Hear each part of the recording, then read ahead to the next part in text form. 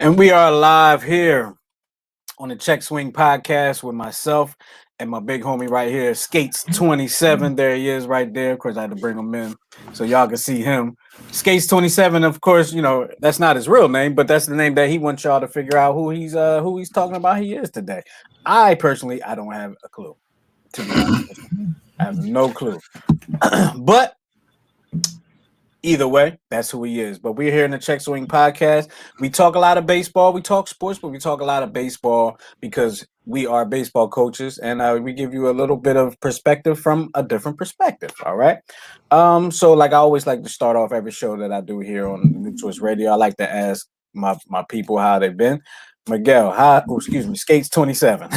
You know what? You do it exactly the same way every week. Every nickname, you're like, oh, hey, me. Oh, sorry. Yeah. It's what's going to be.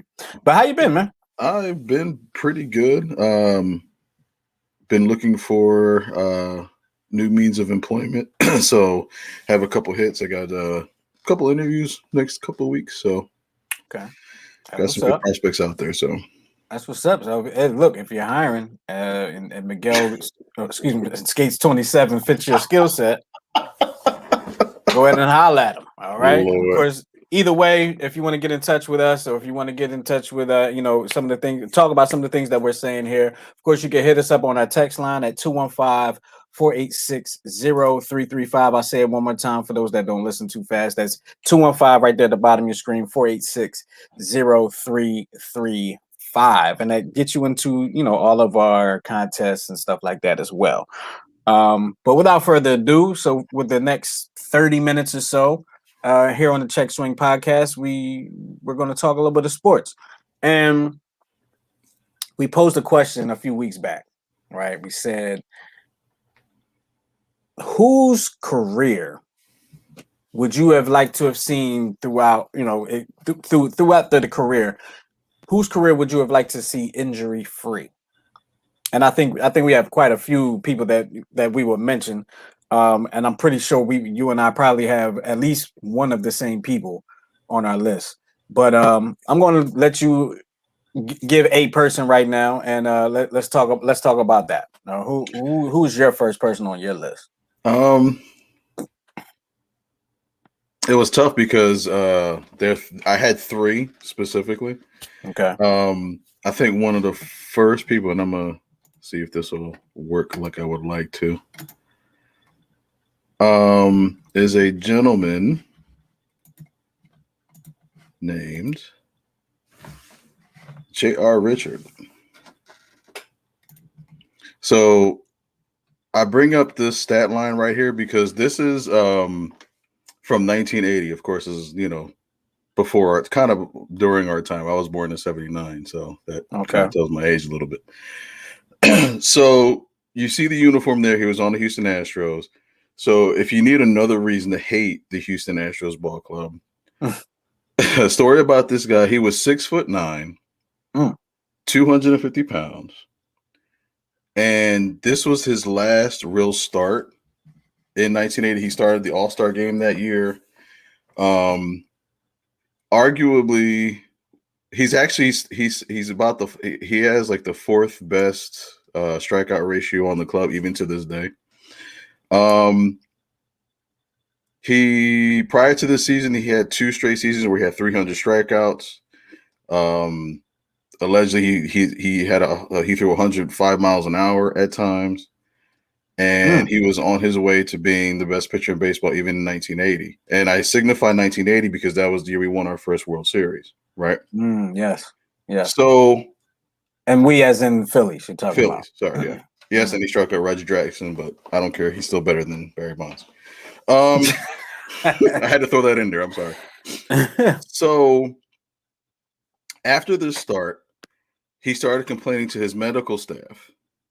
I'm getting a little tingling in my hands, getting some headaches. So the medical staff publicly was saying, well, he's kind of like, little what's that phobia called? Like when you always think you're sick or something like that, right? So like a hypochondriac. They say, well, he's kind of sensitive, kind of sort of thing. Even his coach was like, well, we don't want to put him on the deal yet. We're just going to try to work and press through some things, blah, blah, blah, blah, blah. And long story short, he was getting ready for a start, and he said he started feeling sick. This was someplace in Cincinnati. Then he collapsed. So he wound up having a stroke, which ended his career. Wow. So, and I believe, if I'm not mistaken, yeah, he was on his way. He was on his way to 20 wins. And keep in mind on this roster, on this pitching staff, it was Nolan Ryan as well as him. So imagine if he was on that play, because the Houston Astros played the Phillies in the National League Championship Series that year. So had he been on that team, I honestly don't think that we would have won our first World Series. So he had the stroke. Everybody had to apologize. Even the sports. There's a video on YouTube out there that actually shows all the sports writers that were against him apologizing publicly to him and his family. And the Astros were kind of like, well, it kind of was, they kind of spun it because they said he had a drug problem. So you know how things get spun, so that way, So, and he only played 10 years. So when that last clip that you saw, that last time he pitched, he was 30 years old. Wow. So it robbed him of at least, pitchers last a long time. So imagine him 8 years after that. That clip that you showed, was that his last time pitching? That was his last time pitching. In the All-Star game? Yeah. Because he started reporting the problems after the All-Star game, and I think he might have started one or two more games, but he kept having that. He said it started in his shoulder, then it was actually in his arm. Then he started getting the headaches. So they were hesitant to put him on the DL, and I think it took him like a month to put him on the DL.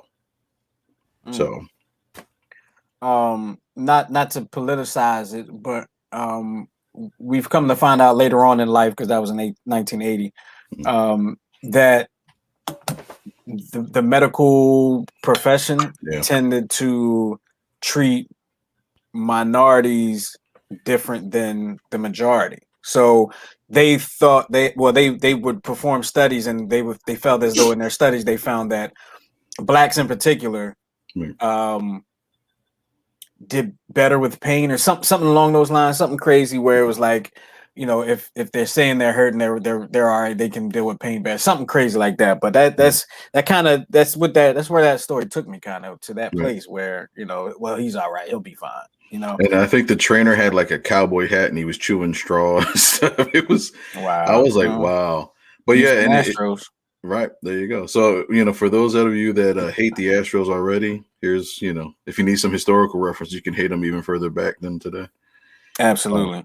And I guess for those that don't know why people hate the Astros, then look up the two World Series that they were in and the one that they won. And, It's funny. I don't really hate the Astros. I mean, they didn't keep the Phillies out of the World Series at that time. So I don't feel cheated, but But they still, even after that whole thing happened, they still end up going to playoffs and still had a chance to make it to the World Series. Yeah, that's true. So they still did their thing. I'm gonna just go ahead and go for the gusto on my first one. I have a feeling I know who you're gonna. You know exactly who I'm gonna say. I don't know. You surprise me sometimes.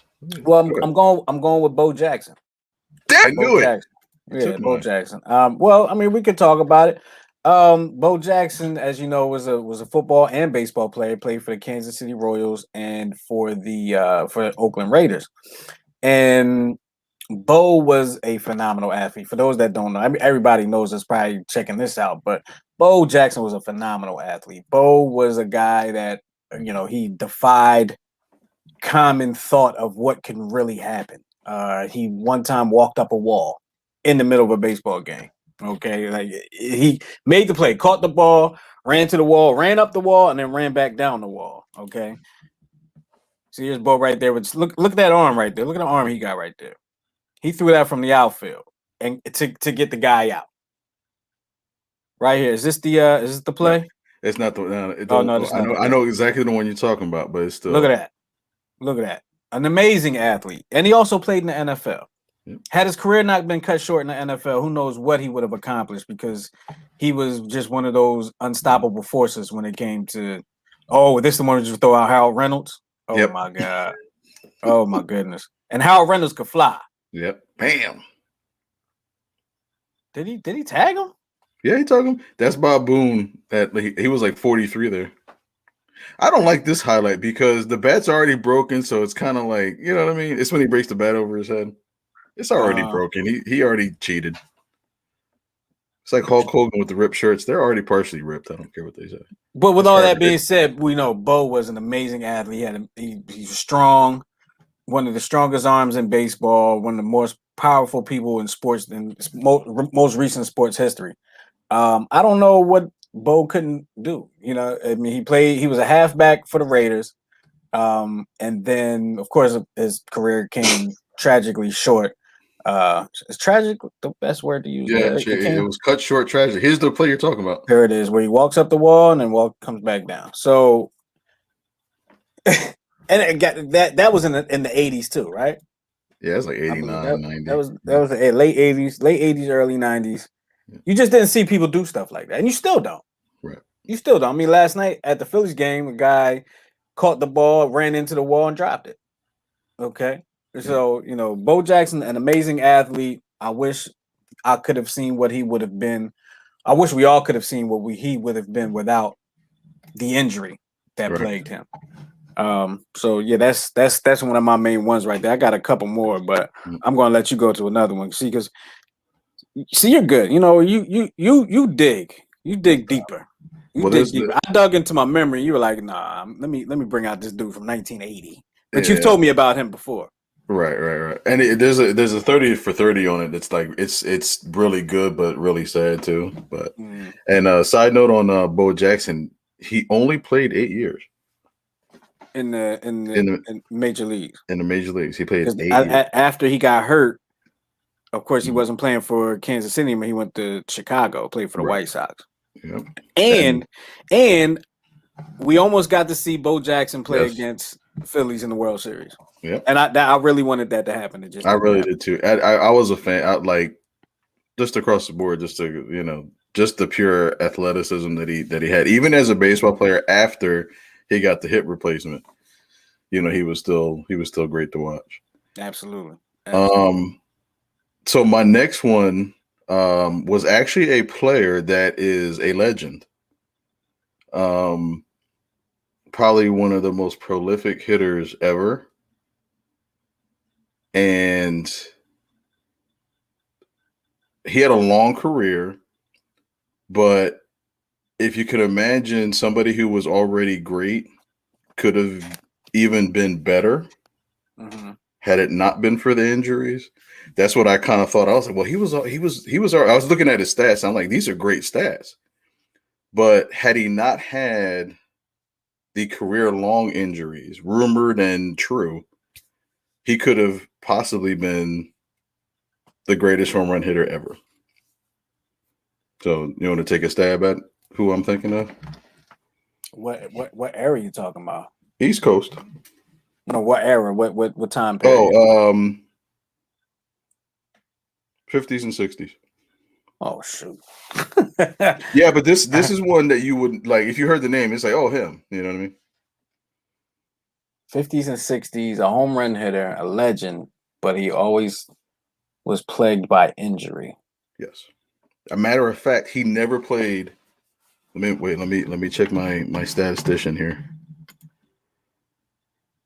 Yes, he never played one full season. Like he never played like a full 162. Wow, I have no idea. So I'll give you another hint. He hit 500, over 500 home runs.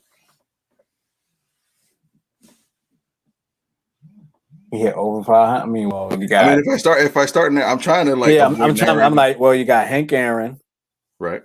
You got. Well, Babe Ruth didn't play in the 50s and 60s. No, he was dead by then. I can't think right now. Hank Aaron. Oh, I feel like you said this person's name to me like just last week. Somebody that is like right behind these home run, like Hank Aaron and them. But I can't think of who it was. You got me. I can't think of who it was. You got me on this. All right. So the person I'm thinking of.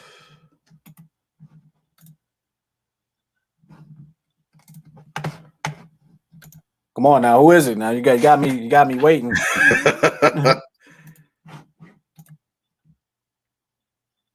Come on now, who is it? You got to tell me. I'm playing it. His name is number 7, Mickey Mantle. Mickey Mantle. Wow. Okay. So in his career, he hit 536 home runs. He was a switch hitter. Awesome talent.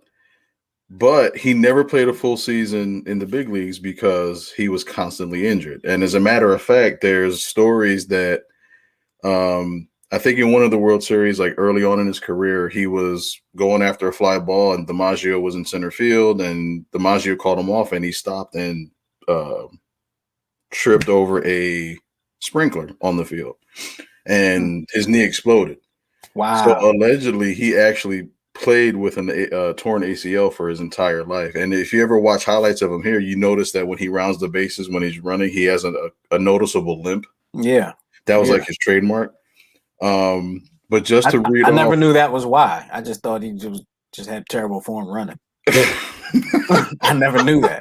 Well, so here's some things like in his first 7 years in the majors, he had 49 triples. In his last 11 years, he only had 23. So that tells you right there, like he was a 5-tool player, but towards the end, injuries cost him, that speed. Took some speed, yeah. Right. So his first 10 years in the big leagues, he stole 124 bases. In the last 6, he only stole 30.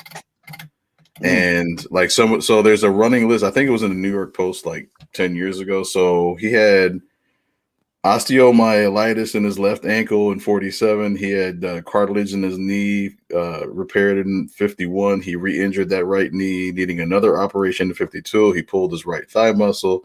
He had tonsillectomy. He had a sprained knee, a separated shoulder, fractured right finger. He had an abscess in his hip because he was trying to take medication to numb the pain, and it went through it got to the bone. He had a broken rib cage. He had a broken metatarsal in his left foot. So it's like he was always injured. So what you're trying to tell me is Mickey Mantle could have possibly been the greatest ever had he not been dealing with these nagging injuries his entire career. Right. And he's already a legend, but he could have been already a legend. Wow. Because he was the first switch hitter to have any type of success, especially power from both sides of the plate. And I saw something interesting there. Interesting to me. It looked like they were playing in the Astrodome in one of them clips. Yeah, they played an exhibition game when the Astrodome first opened, in '63 or '64. So they did play in there. I think he hit the first home run at the Astrodome. It's kind of I don't think I've ever seen that clip. It's kind of weird to see an old clip like that in a dome. Like you never see old baseball in a dome. Right. And when they first opened the Astrodome, they actually did have grass and dirt. Then they figured out halfway through the first season, grass doesn't grow indoors. So that's why they switched to AstroTurf. So I'm sure they found some geniuses to figure that out. Yeah. Wow. Mickey Mantle, never knew he was dealing with injuries his entire career. But I mean, after seeing him run like that, I guess, Yeah, there's a real awesome movie. It was directed by Billy Crystal. It's called 61 Asterisk. Yes. It's the story of you seen that? It's the story of the 1961. Have I seen it? I don't know if I've seen it, but I do. I've seen some of it. I don't know if I've seen the whole thing, but I absolutely do know what you're talking about. Yeah, it's an awesome movie. And the guy that plays Mickey Mantle and Roger Maris, they look like exact replicas. Okay. The guy that played Roger Maris, his name's Barry Pepper. Awesome actor. Actor. But they have all the nuances, like the guy from Happy Gilmore, his enemy in there. He plays Mel Ott. How about that? So it's a great cast. But it tells the story of his injuries during that home run chase, and it actually shows a scene about that abscess in his hip. Wow. So it's Okay. pretty gruesome stuff. Okay. Well, I have another one on my list as we are 20 minutes in. But mine is coming from a different sport. It's not coming from baseball, not coming from Oh, football. you're cheating. When we first did it, there was like 4 or 5 basketball players on the list on the little picture that we had. Basketball's not a sport, but I'll defend my case over the next couple of weeks. Oh my goodness. Oh my goodness. You're not gonna be able to defend it against me, I'll tell you that right now. But you've tried it before. Yes, I have. Derrick Rose. Derrick Rose was he's still playing right now. But Derrick Rose was an MVP, if I'm not mistaken, before LeBron was an MVP and while LeBron was in the league. He played for the Chicago Bulls at the time, and he was an amazing athlete. I mean, I can remember telling my dad that actually they had the one last final basketball game at the Spectrum. And I took my dad to that game, and they were playing the Bulls. And I told my dad, I said, you see this guy here, Derrick Rose. I don't know if that was his. I don't think that was his rookie year, but it might have been his rookie year. Actually, I think it was his rookie year.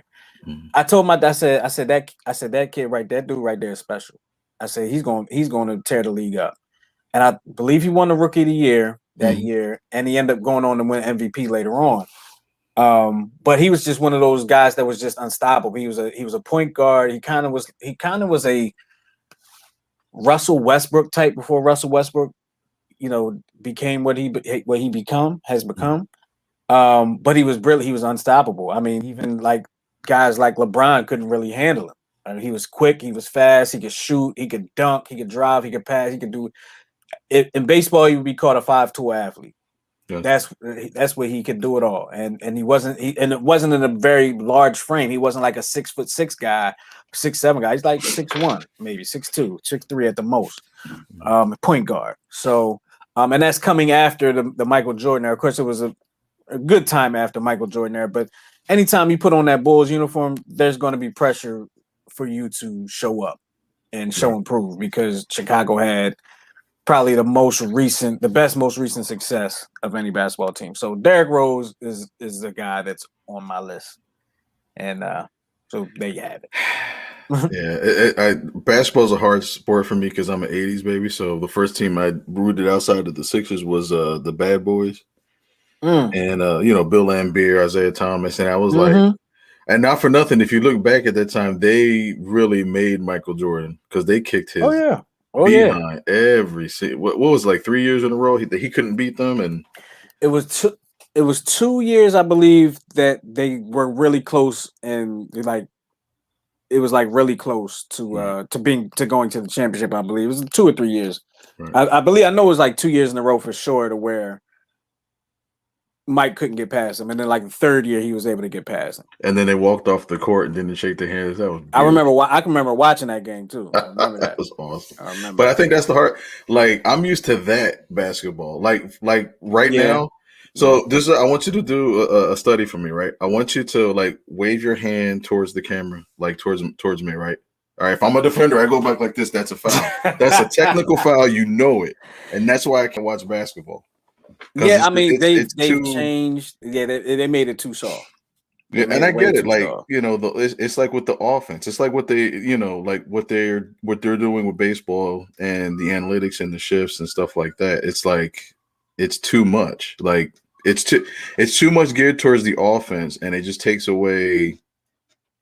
It just takes away the sport from me. Yeah, I mean it definitely has taken away. A source of enjoyment of the game for me. I came up, majority of my basketball watching was the 90s, was the Chicago Bulls, the Knicks, the Miami Heat, these teams that just absolutely hated each other and would get into fights. They made it so you can't do that anymore without a significant penalty. Back then, you get in a fight, you might be out a game or two. Now you get in a fight, it's significant. Yeah. So they've deterred people from fighting. They've deterred people from the hard fouls, which I really miss the hard fouls, especially the hard playoff fouls. Yeah. So the game of basketball absolutely has the NBA game has absolutely changed for the softness. Yeah. I don't want to say for the worst, but it is for the worst, but it's for the softness. Yeah. Yeah. So who else you got? Because I got one more that I don't know if it was in the picture or not, but I got one that I just thought about. Well, I just thought about it too, and I hope it's the same guy. I'm thinking of Ken Griffey Jr. Okay, I'm not even thinking of baseball. Oh, you still on it? So yeah, I'm sticking with baseball. I would say Ken Griffey Jr. because if you remember, how many? I think one of the greatest plays he ever made was like when he was diving for a ball and he landed on the wall, and it was a great play. He caught it, but he was out for like 6 months because he shattered his wrist in front right. I remember that. Yeah, because that's when he he was wanted with Cincinnati. right. No. Yeah. It was with Seattle because he was Oh, was it? injured a lot in Seattle. Okay. I think I think he yeah, got injured running into the wall in Cincinnati too. I he believe. did right. He did too. I think he Yeah. missed like 72 games one year, and then because he wound up hitting, he hit 630 home runs in his career. Okay. So if you take away like I think from 2004, no 2002 to 2005, he only played 226 games. So Okay. you figure like he lost maybe the opportunity to hit. So if he hit 630, he may have lost the opportunity to hit like 100, 125 home runs. So he could be the home run king. And I Yeah, absolutely. think, I think he would have been. right, but I think he would have been considered a legit home run king without all the Mhm. baggage that Barry Bonds had because he was always friendly with the press and, he Mhm. was Yeah. he was the kid, Right. Right. So, yeah, I and I would agree he with was that. I would agree with that. Well, I got one more. I don't know how many more you got, but I got one more. I'm going to end my list with this one because I think this one is pretty significant. If I go into explain it, you're going to get it right away. okay. So I kind of want to give you. I'm not going to tell you the sport because you're going to get it right away. But I'm going to try to figure out a way where I can give you some clues Okay. without it being so obvious. But it's pretty obvious. Hector Villanueva. That's always my No, go-to answer. I'm sorry. no, but you're close. Is he a pirate? No, he's not a baseball player. You weren't close. You weren't close. Well, tell me the sport. No, if I tell you the Why sport, not? you're gonna get it right away. No, I'm not.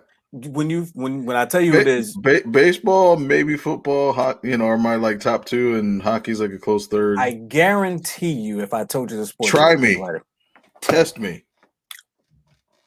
And don't Golf. say golf. Oh, Tiger Woods. Exactly. Exactly. See, I told you. Oh I told you. gosh. Like who else? Who else could it be? Tiger. Yeah. Tiger's That's a good career one. was really on its way to obliterating every golf record, and then the injuries came in. People have their own, and these earbuds. I hate these earbuds; they're the worst. But Dude, you've been complaining about those earbuds for like three out of the I four keep wearing shows because I this don't week. like wearing the big headphones. So I don't like them either. Yeah. I'm going to get a wireless IFB, but that's in due time. Anyway, um, Tiger was on his way to obliterating golf's record. He would have rewritten golf's record books on his own. The injury set in. People had their own ideas. They thought maybe he was performance enhancing drugs because when his injury set in, that's when baseball was going through that whole thing. They thought his body was breaking down because he was lifting so much and just putting too much weight on his body. Excuse me. The issues with his wife, which caused more. Now the car accident, we may never even see him play again. Right. So and he's like right there on I think he's like one major away from tying the record, or maybe one from break. I forgot what it is, either breaking or tying. He's one away. Right. But had Tiger never gotten hurt any of these times that he got hurt, we would already be looking at the greatest golfer of all time, in my opinion. And he would still be playing had he never gotten hurt. He would still be playing and probably dominate. And didn't he actually play with a torn ACL for like a year? He played with he finished a round, I believe, on a torn ACL. Okay. Now, did he play with the torn ACL for more than one tournament? I'm not sure, but I do know that he I believe he tore his ACL in a tournament one time, but he continued on and finished out his round. Gotcha. And then it came out later on that he tore his ACL, but he tore it swinging, and after he swung, you could tell he like grabbed his knee and all like that. But he didn't go down on the ground like they do in other sports. Yeah, golf. I consider golf actually more of a sport than basketball, so I'm sorry. We might have to have this debate next week.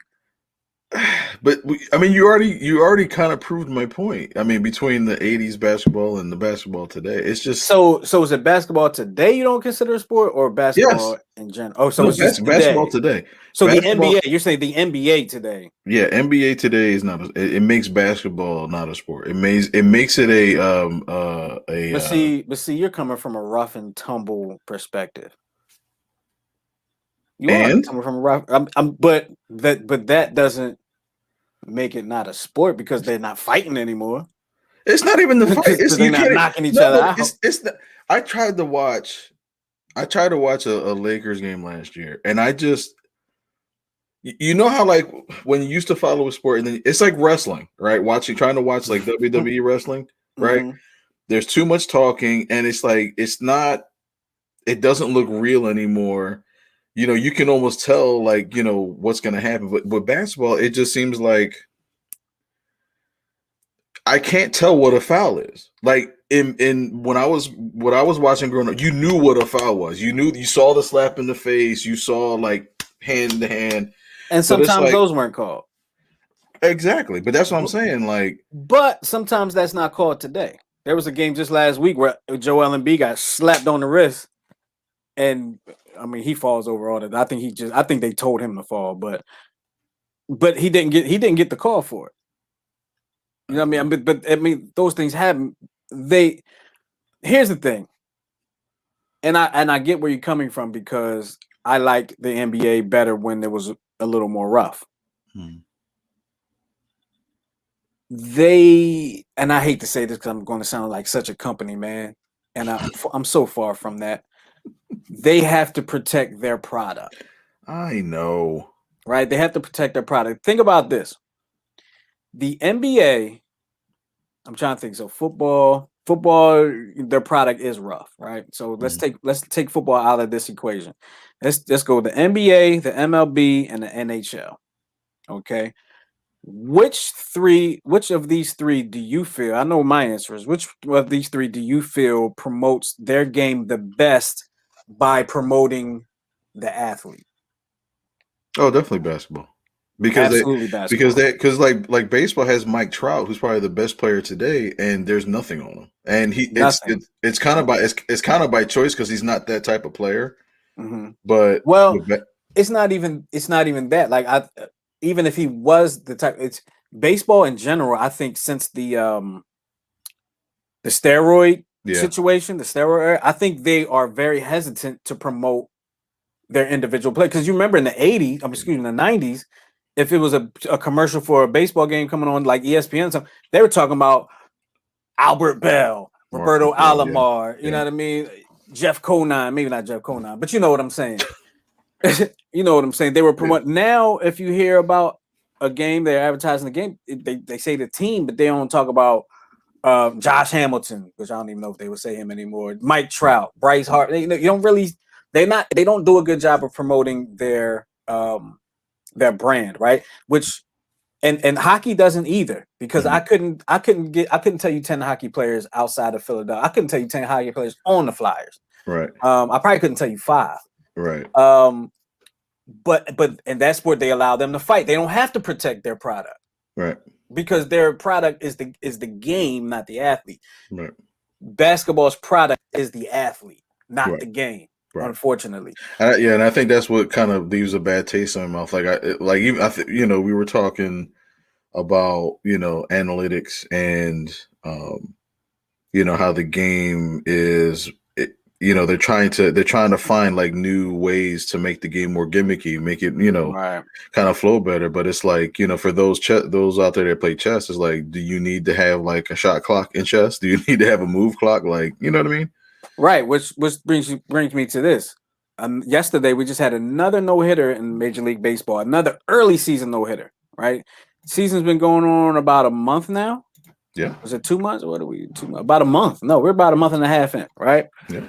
And last night there was another no hitter in Major League Baseball, and I believe with your research, you found out this was the fifth one of the season. Fifth one of the season. A month into the season. Now I was at the Phillies game last night, and I was talking with Ardot, who's been on this show. And I said, it's crazy that this happens a lot. The last few years, there have been a lot of early season no hitters, not a whole lot of late season no hitters, right? I don't know why that is, but when you were talking about how they're trying to change the game, one of the rule changes that they were considering was moving the pitcher's plate, some people call it, back 2 or 3 feet or something like that, 5 feet, something crazy, right? Which would promote more offense. What you just said earlier, baseball purists don't need the game to change. They're trying to change to you right over there. Yeah. They're trying to change to attract more people to the game. Baseball's not that type of game, though, Miguel. Or skates. I don't think so. I don't. Yeah, I agree with you. Like, baseball is a game. Like, baseball fans love baseball because they love baseball. That they like the conversations that they timeout. Let me talk to the pitcher on the mound. Little nuances. Getting ready for your at bat. Those little nuances is like it's part of the game. But it's like they're trying to go after nothing against millennials, but it's like, everything isn't about instant gratification. Some things are that battle. You know what I mean? Mm-hmm. And baseball is one of those sports, like, it's designed a certain way. I don't think it needs to change. I just think that, if you don't like the game, go watch basketball. You know what I mean? Right. I mean, and that's the thing. And I think that's where Major League Baseball is struggling because they don't want to go down the lane of the National Hockey League or the NHL. The NHL you don't even see the NHL on network TV anymore. But see, is it struggling though? Like, people say baseball? Yeah. Like, I don't. I'm going to say yes, but this is why I say it's struggling TV ratings wise. Mm-hmm. Not necessarily people in the stands wise. Right. The TV ratings, because people don't want to watch the game. Mm-hmm. That's where it's going to struggle. The contracts probably aren't as big as they are for football and basketball and stuff like that because people want to watch those games. Right. But with all that being said, baseball is a slow summer game, right? It's a sit back, have your beer, get some good. Listen, if you've never been to a professional baseball game, or even a minor league game, I would suggest you go this year, right? Go enjoy some of the food that is there, right? Mm-hmm. The food at baseball stadiums is always good food. It's always expensive, and just put that out there, but it's always good. Well, CBP is pretty reasonable, I would say, compared to other spots. Let me tell you why it's not. I was just there yesterday, right? I was there for the Phillies game last night. I bought a bottle of Coke that you would buy at like 7-Eleven for like $1.50. Oh, you don't buy the bottle. You got to get the fountain stuff. Well, I was trying to hurry up and get to my seat because I was already late coming from practice. I bought a bottle of Coke, one little bottle of Coke, and a hot dog. It cost me $11 and some change. Damn, prices did go up. Exactly. But and they're probably going to be regrouping, trying to recoup all that money that they lost from the last year and all like that. So no, in my opinion, the prices of food at these games, even it's not just baseball, basketball, football, whatever, it's ridiculous. Yeah. The number, but you got to eat it, right? But it's good food. Right. But anyway, baseball is different because it's a slow grind. It's a slow summer game. Yesterday's game in Philadelphia, Zach Wheeler was the starting pitcher, and he was dealing, right? Yeah. He had over 10 strikeouts. I don't remember the exact number. He had over 10 strikeouts. And for a good amount of time, the game was like a 0-0 game, 1-0 game. I think the Marlins was up 1-0 for a while. And that was a good baseball game. See, a good baseball game is a low-scoring game. Right. That's what people don't understand. And they don't understand because maybe they didn't play and they didn't come up watching, whatever the case may be. It ended up being a Phillies blowout win because they ended up rallying in the 8th inning, batting around and scoring 7 runs in the 8th inning. And they ended up blowing the Marlins out. But it was a good game up until that point. And if you're a Phillies fan, it ended amazing because of what it was. Right. Because of what it was. But I just don't think that changing the game of baseball to attract more. I think you're going to. I think the purists are going to tune out. Right. If the game becomes something different from what it is right now. Your purists will tune out, and maybe you'll get more people watching on TV. But if you make these changes in professional, if you move the mound back to 70 feet, does that mean that every baseball field in America you're going to move this back now? Like it's a weird situation. You know what I think would help, and I know half of it, the second reason they're not going to do it because they would lose too much revenue. Well, maybe 3 things. So I think if they were to,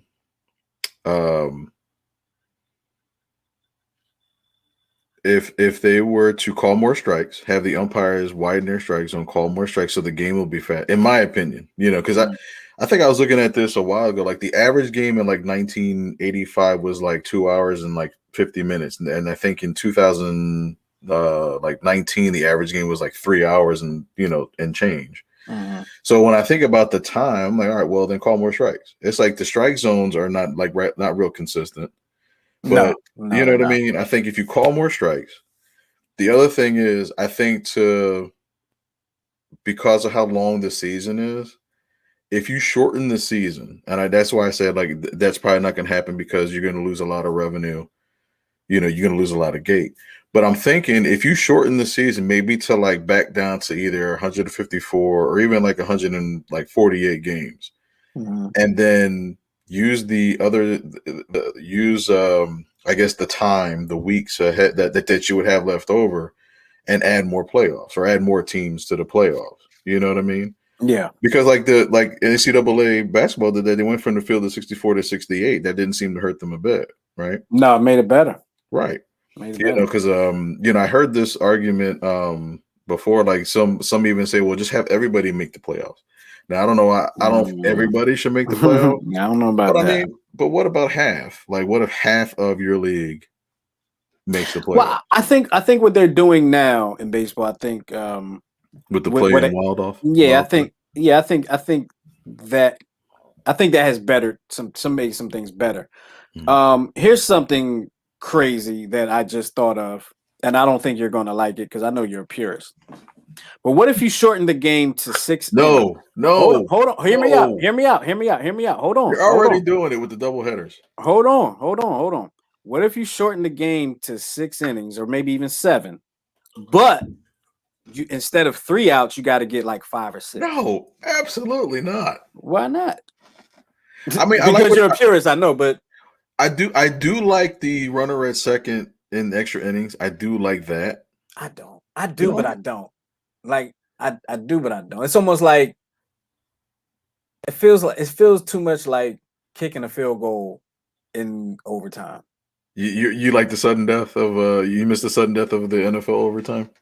No, I don't. Okay. I hated the sudden death of it, but I hated the let's get close enough to kick a field goal when the game is over. I hated that. Yeah, like, I did hate that. I like what they do now better, but it is because I actually love to watch. Like hockey's a great game to watch. It's really a great game, and it like you said earlier, it's kind of poorly marketed, but I think it's it's one of those sports that I think works better in other countries because you have guys from Russia, from Slovakia, all over the world. Mm-hmm. So it's more global, just like soccer. Mm-hmm. But I think that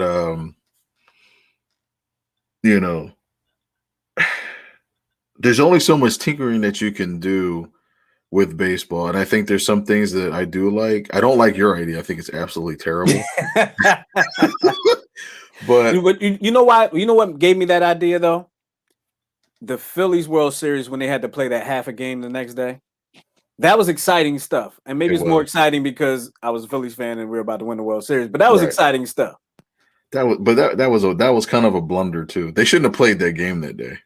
They No, absolutely shouldn't have played that game. I agree. I But agree.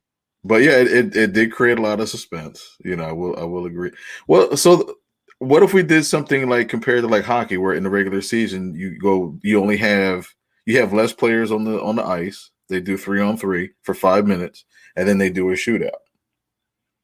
So why don't you just do a home run derby? I like that. That's If what I was going to say. I like that a if little you get better. to like the 10th or 12th inning, and it's like, all right, we're still tied. All right, home run derby. Give me 5 of your best hitters. I like that better because it makes it exciting. It makes it fun. Right. To be, I'm a baseball purist. I love baseball. I love to play. I love to watch. Hmm.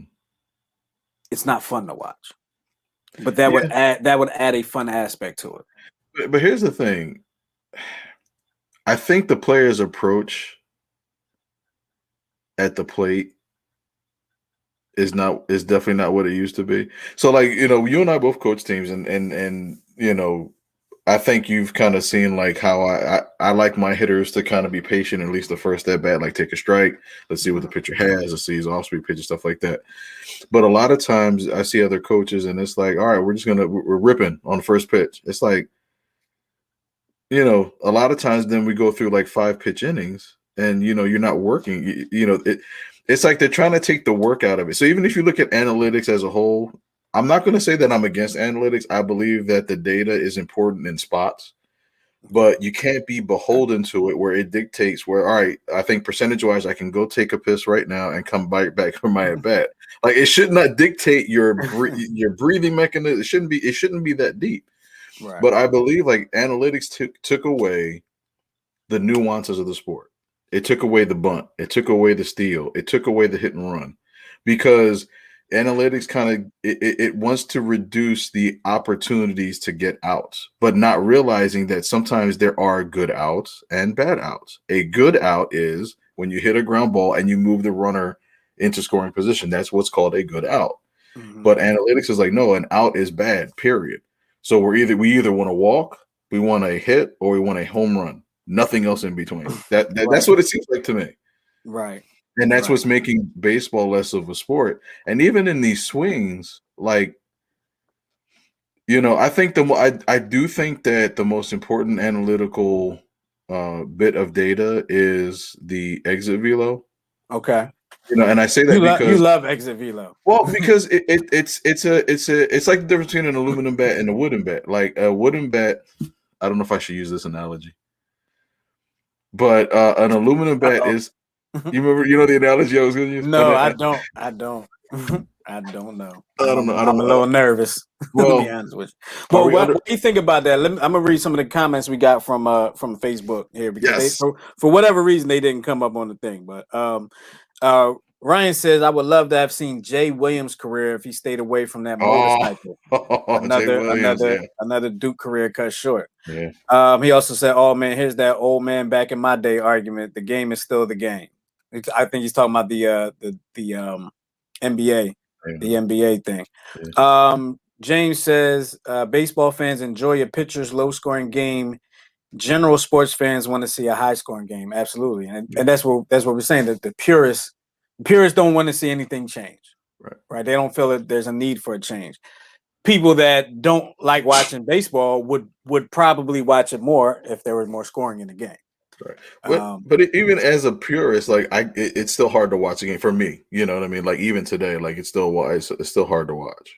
Well, here's one thing that, like basketball, you'll never have like you'll have a low scoring game, but you'll never have like a shutout, right? You'll never have a shutout in the NBA. Right. The NFL, you can have a game finish 3-0 and people will love it. Yeah. But it was a 3-0 game, nobody was scoring. But it was exciting the whole way through. Baseball doesn't have that element of having something be exciting and not scoring, right? Mm-hmm. Home runs are exciting, you score. Double plays, if you're not a purist, are not exciting. That just for the people that aren't the purists, they're just situations where the guy's not going to score. Where another score is not happening. So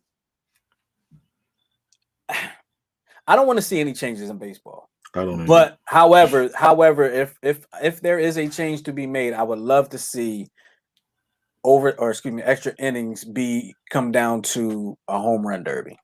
Yeah, I mean, I think I Seems would. kind of cheesy, but I would like to see it. So that was the one I forgot. They should have a universal DH because I'm tired of seeing pitchers hit except for Zach Wheeler because he yeah, that man can hit. But Can I stop you real quick on that? And I want to make this quick. I don't want to see the DH go away. I'm sorry, I don't want to see the National League adopt a DH.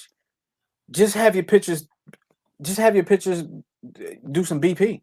Work on their hitting. Make them not, make them accountable for their spot in the lineup. Well, I guess it's hard because they only pitch every 5 days. So it's like I get that, but you want to have somebody it would make sense to me to have somebody to not have a dead spot in your lineup. I agree.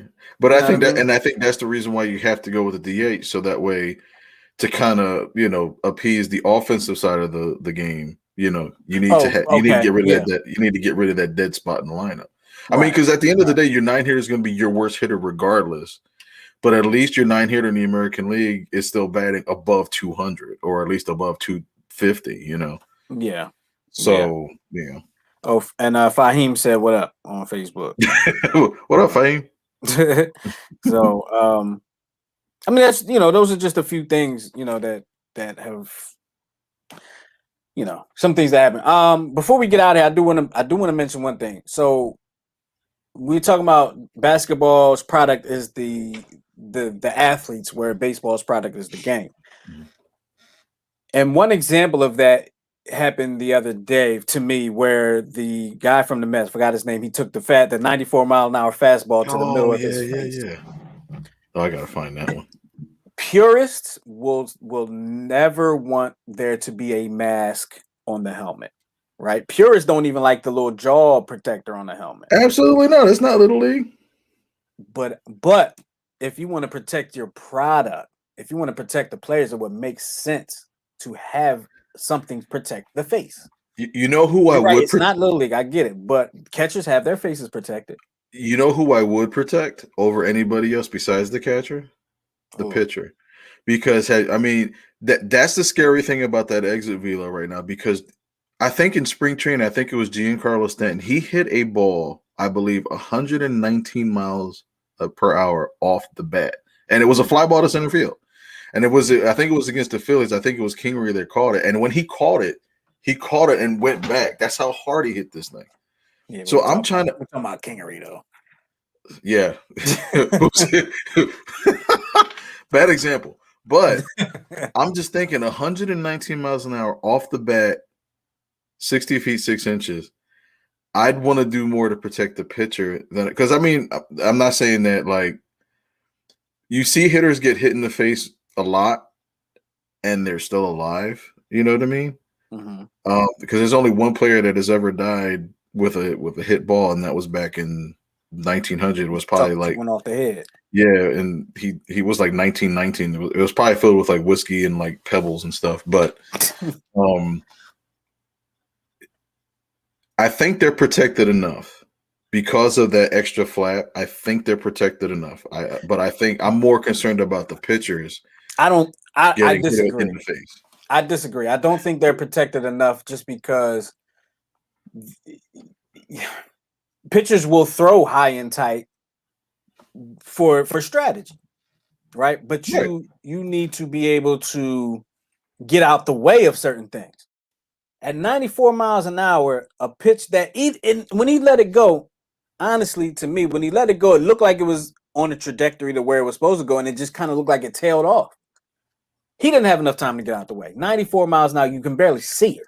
Right, but here's the thing. If you think about momentum, right, when the pitcher can at least turn his head even split second, right? And that's what happened with the one dude. Even though, it hit him square in the face, he still had like enough time to kind of look away. The pitcher's motion when he's coming down like this, right? His momentum's actually taking him towards home plate. So it's almost like he's going into the line of fire. He's going into the line of fire. You know what I'm saying? Mm-hmm. And then the ball's coming in, so it's like, And I don't disagree with that part.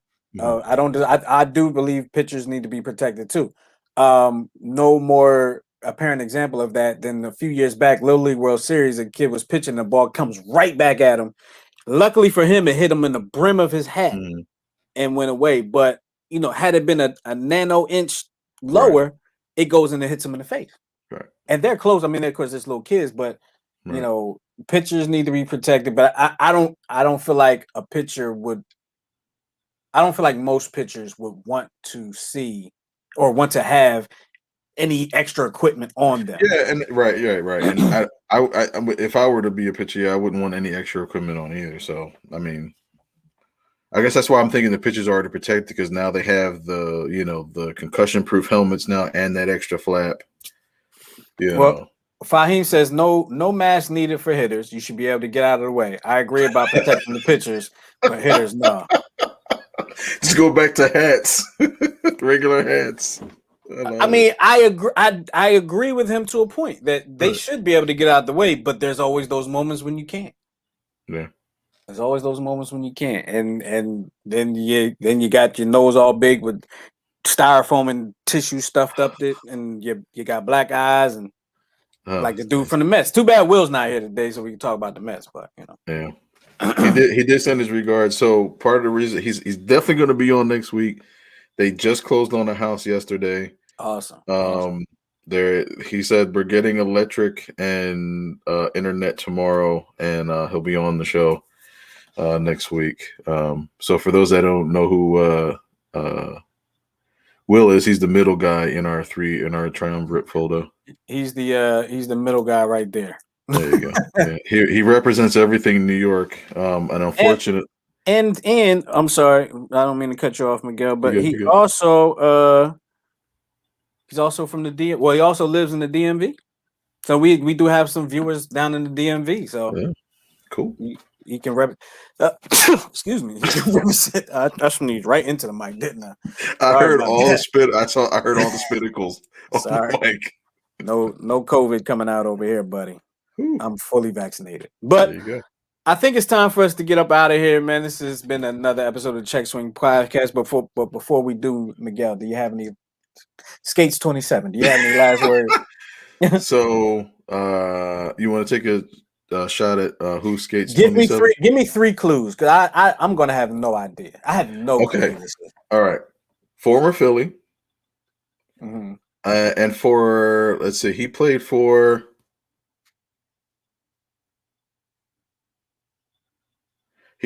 like 7 teams, but the first 5 teams he played for all went to the World Series. While he was on it? While he was on it. Franco?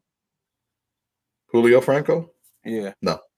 Yeah, I have no idea if he went to World Series, but I just know he played for a lot of teams, and he played for a long time. He played for the Phillies in the first 5 teams. When did he play for the Phillies? He was on the 1980 World Series champions. Oh my God! See, I was born in '81.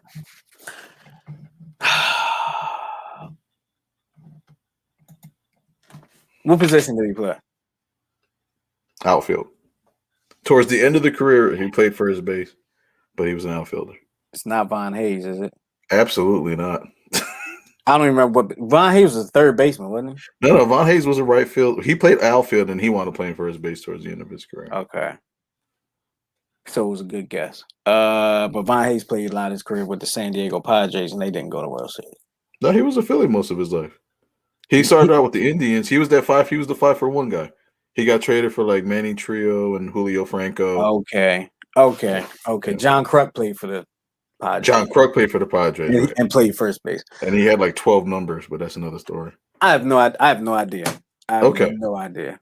So the player, I'm afraid that if you tell me who it is, I'm still not going to have an idea who he is. But go ahead. Oh, there he is. The great Lonnie Smith. Lonnie Smith.